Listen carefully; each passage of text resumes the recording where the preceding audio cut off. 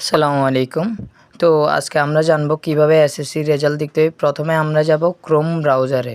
হ্যাঁ, ক্রোম ব্রাউজারে প্রবেশ করার পরে এরকম একটা ইন্টারফেস আসবে। এখানে লেখা থাকবে এডুকেশন বোর্ড রেজাল্ট। প্রথমটা আমরা ক্লিক করব। ক্লিক করে এই প্রথমে এডুকেশন বোর্ড যেটা আছে ওইটাতে আমরা ক্লিক দিব। এরপরে এভাবে একটা ইন্টারফেস আসবে। যেহেতু এখানে মানুষের চাপ বেশি ওয়েবসাইটে, সো একটু দেরি হচ্ছে তাই। হ্যাঁ, আসছে। এইভাবে একটা শিট আসবে।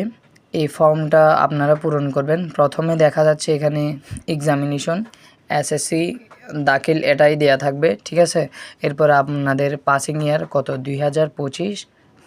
বোর্ড আমি দিলাম চট্টগ্রাম বোর্ড, যেহেতু আমি চট্টগ্রাম বোর্ডের একজনে দেখতেছি। তারপর আপনারা নিজেদের রোল নাম্বারটা দিয়ে দিবেন।